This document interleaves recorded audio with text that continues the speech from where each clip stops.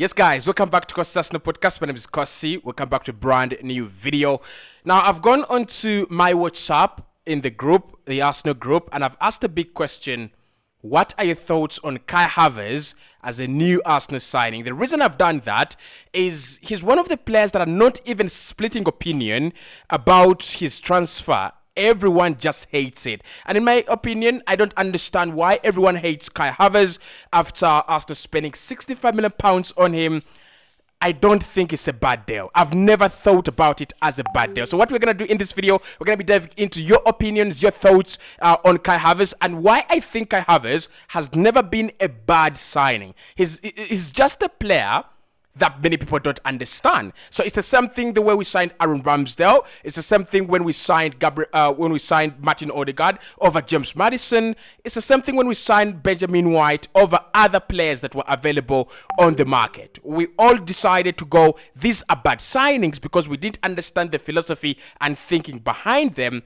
But rather than going, straight and saying, I don't understand why we signed a player, I really don't see the picture. We've just gone to hate the player. And he's one of the most hated Arsenal players right now, receiving all kinds of abuses, all kinds of slating, all kinds of, hate.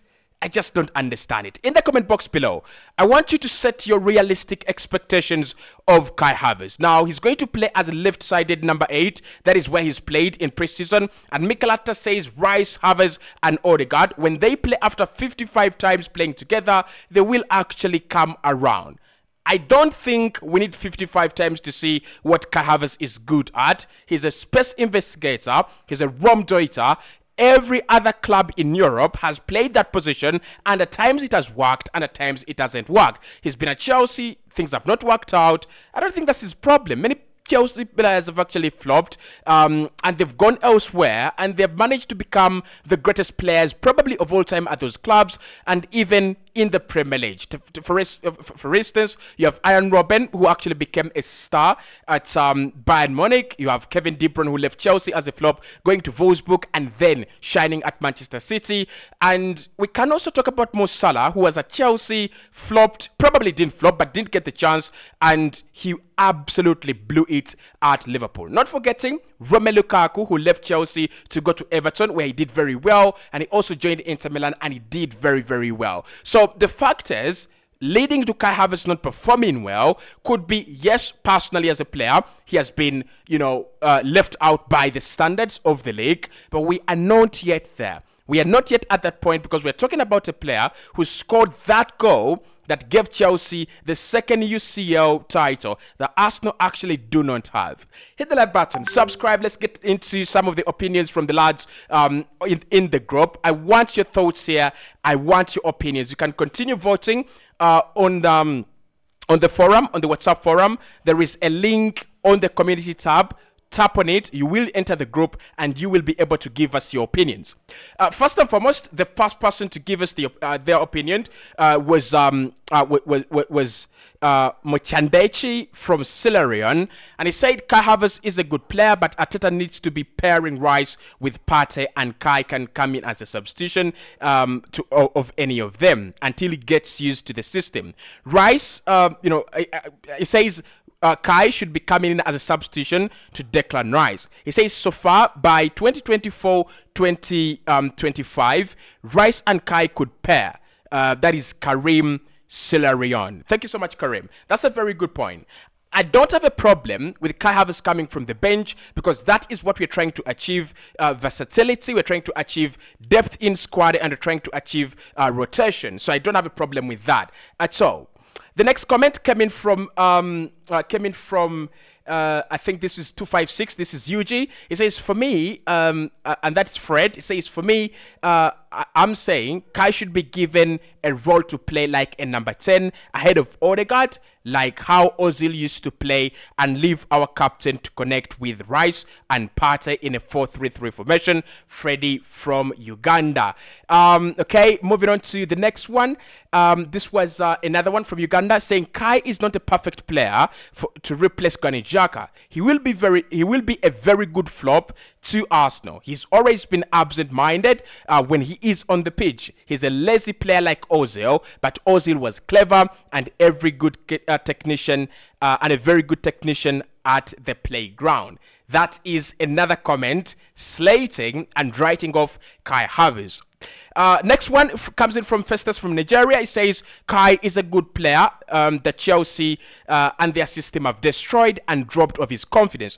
I believe Arteta can help him to be back at his level. If Kai is willing, he will come good for Arsenal, but it might not be this season. Like, I will agree to that. I will agree to that. It might not be this season that we see the best of Kai Havertz, but also Mikel Arteta has got the ability and he's got the tendency of bringing out the best of a player in their very first season. So still, like we saw Aaron Ramsdale fit in at Arsenal, like we saw Gabriel Magalhaes fit in at Arsenal, we cannot write off Kai Havertz at the moment just like that.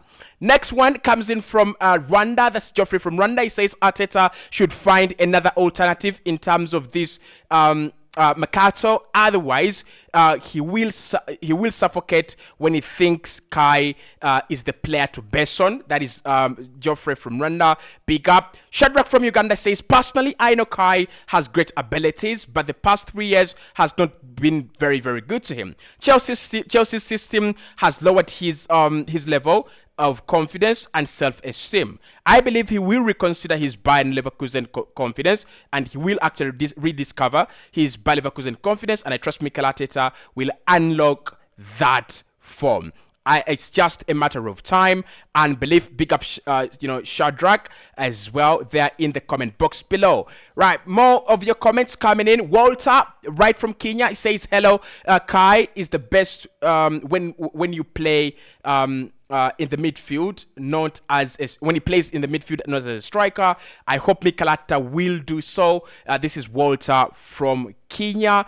Big up Walter from Kenya. Next one from Uganda. Saddam says Kai should step in as a backup for those midfielders. Rice, Partey, and Odegaard. Okay. Solomon says Leo should be starting for now. ESR, then Kai for replacement. That is Solomon from Nigeria. So he says in pecking order, Trossard first, Emile Smith was second, and Kai Havertz third. Still, I do not have a problem with that. Okay, Mothers from Uganda says I also support Kai to be used as a backup, as our main man, not as our main man, even though he can play in different positions. He is flexible. That is Moses from Uganda. A few more. Owen, give us an opinion as well. Let's have a look at Owen's comment. He says, "Hi Gunners, I've just joined, but I think I can already see the topic is about the midfield three. I think Partey and Odegaard should play with Rice, while Havertz can come in as a sub." Owen from Tanzania. And some more comments, of course, right there in the comment box on that WhatsApp forum. You can join us. We are having the conversations. And, of course, I want to be doing this more on the channel, having your thoughts and opinions there. Now, I first and foremost, I'm not disregarding any person's comments, and that's why I've not gone with the big YouTubers who are actually disagreeing with Kai Havertz, calling him a flop, calling him a useless player and a useless signing. I've decided to go with your opinion because it matters to me more. But also, you are the real fans who are not actually corrupted by content and views. That's why I really wanted to get your content and thoughts on this one.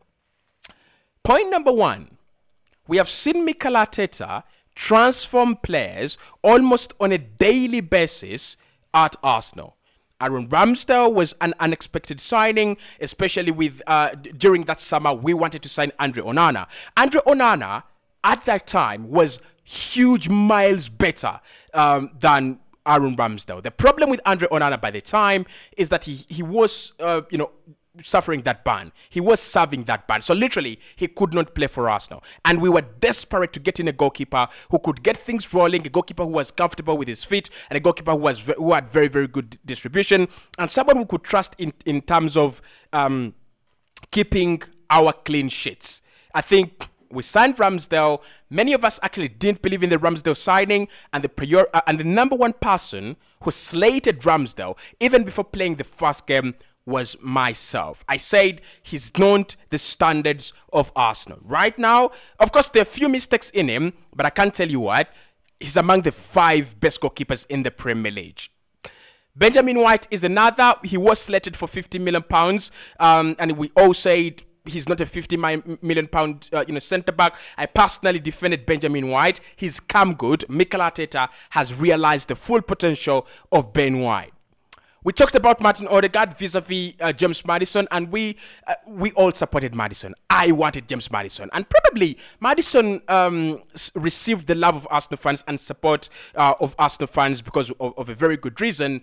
Maddison has played consistently and performed consistently in the Premier League for Leicester City for a very, very long period of time. But the point is that despite the fact that Martin Odegaard had gone some period of time without playing football actively for Real Madrid, he was our best player last season. And most of you who are saying James Maddison should be signing, don't sign Martin Odegaard. He's not good enough to play for Arsenal. You voted him as player of the season. So there's so many other examples. There is a lot of evidence to prove that Mikel Arteta has not got so many signings wrong, especially those that have actually come in and they have been criticized. All the signings that have come in and we've criticized them have actually worked out. We don't have a single signing that has come in at Arsenal and it was criticized initially and it has not worked out. So that is the first point I don't understand. I look at all these guys calling Martin Odegaard my man, calling Benjamin White my centre back and all this. And at first, they didn't believe in him. At first, they were pointing out the weaknesses, and now they're pointing to the strength. I think it's a little bit too reactionary, and it is unnecessary pressure on the shoulders of a player like Kai Havertz, who has literally done nothing wrong at Chelsea and at Arsenal at the moment. Let's talk about the numbers, because that is what we follow as fans. And this is where the Kai Havertz deal and nonsense really makes no sense to me. So, Kai Havertz has got the numbers. In the position he played last season, Xhaka managed 7 goals and 7 assists the whole season. Kai Havertz ever coming into the Premier League at Chelsea, he's been averaging 10 goal contributions per campaign, at least 10 goal contributions per campaign, being Chelsea's top scorer last campaign, and in the Premier League and in all competitions. So, despite the fact that he's been used wrongly, despite the fact that he's been used under, 3 managers that actually don't even understand him, he has proven to be a crucial player at Chelsea. He's won them the UEFA Champions League, and his best position has never been given to him. When he played beneath Timo Werner, that is when we saw the best of him. When he played beneath Timo Werner, that is when we saw the best of him. So it is not his fault that Chelsea decided to play him as a striker, despite the fact that they had Pierre-Emerick Aubameyang, Datro Fofana, and a couple of other players who can actually play as real number 9s. It is not his fault that Romelu Lukaku was signed for £95 million, and Romelu Lukaku went and did an interview saying that Chelsea is not at his heart and he hates Chelsea after signing a lifetime deal. I don't think that is all on the shoulders of Kai Havertz. So in terms of the numbers, he's a player that literally, if you add his goal contributions to Arsenal right now, we become better. We do not become worse, right? Where does he play? He plays in that, in that number 10. You could play him as a room deuter anywhere in that forward line, and he will actually fit very, very well. We've been talking about versatility every single time we've talked about Arsenal transfers, right from 2020. We've talked about versatility. I think the only player that we've signed, actually 2 players or 3 that we've signed that are not actually versatile, is Aaron Ramsdale, who is only a goalkeeper and can play only there. Runarsson, who is a goalkeeper and can only play there, and Matt Turner, who is also a goalkeeper, and that's the only position he can only play in. The rest of the players, Lokonga, Odegaard, Tavares, Austin Trusty, those are players that are very versatile, and it is a key component, a key prerequisite of what Mikel Arteta wants.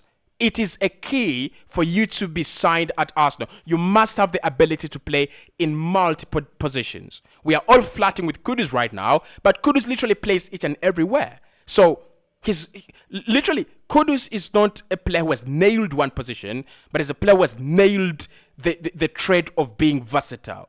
So Kai Havertz, in terms of the numbers are not there, I don't believe that. I mean, football is bigger than goals and assists, but even in terms of goals and assists, he's good. When did we last have a player managing 17 goal contributions? When did we last have a player managing 20 goal contributions? Kai Havertz did that at Bayer Leverkusen. And despite the fact that we've talked about Mesut Ozil and how glamorous he was and how glaring he was, Mesut Ozil had one or two big campaigns. So the last shining star we had at Arsenal was Alexis Sanchez. To be honest, he was Alexis Sanchez. He was our last shining star. So in my opinion, in terms of numbers, there is no solace for you guys that are trying to slate Kai Havertz. Lastly, it's about Chelsea. So Chelsea in the last 3 years have been in absolute turmoil. Chelsea in the last 3 years have been in total disarray. How many players would I take from Chelsea genuinely? How many players would you take from Chelsea in the last 3 years? Probably, you would take Thiago Silva, who's been their best centre-back. You would take maybe Reece James. That's all. So that's all. That's all you take from Chelsea from the last 3 years. That's all I take from Chelsea. Reece James and Thiago Silva. That's all you take from Chelsea from the last 3 years. So Chelsea are a team that collectively deserve to be slated. Todibole, the managers, and the players. So if you tell me that we are rejecting him because he's a Chelsea flop, then we are talking about Chelsea as a whole, not him as a player. If he had failed to play football in a fluid Chelsea system, if look at Mason Mount, right? Look at Mason Mount. Mason Mount signed for £55 million to Manchester United with 1 year left on his deal. Mason Mount last season, with injuries and everything that English players get in terms of excuses for performing bullshit, he's actually a bullshit player. Like, he's been a bullshit player for Chelsea last season. But I tell you what, someone has a reason why he didn't perform well, and they don't have a reason for Kai Havertz. I just don't understand it. I just don't fathom the reason as why we hate Kai Havertz so much without giving him a chance. Lastly, the games he has played in, the Major League Soccer game and the Manchester United game, which has actually caused a lot of talk around him. Rice has ghosted, guys. Rice has ghosted in those 2 games. Like, he's ghosted. And because he's a £100 million signing, he's English, yeah, he will fit in. But because Kai Havertz is not English, where will he play? Like, I think we need to find where, if we are to be honest, and we're going by how good Thomas Partey is, we need to find where Rice plays rather than where Kai Havertz plays. Because Kai Havertz, as a Raumdeuter, he will be arriving in the penalty area. He will be playing in that false number 10 role alongside Martin Odegaard, and that's where he's going to play. I don't want us to feel, where is he going to play? We know where he's going to play. So, I think our signings are magnificent. I think our signings are very, very good. It will take some time for them to come around, but I don't think the signings for us to be mourning about. But I need your thoughts there, right, in the comment box below. And also, you can join us on WhatsApp. Click that community tab. There is a poll going on. There is a link on the WhatsApp group. You can join, and we will be discussing much of this, on WhatsApp. We are talking Kai Havertz. Is he the player that Arsenal needed? Is he a good signing? Is he a bad signing? What are your thoughts in the comment box below?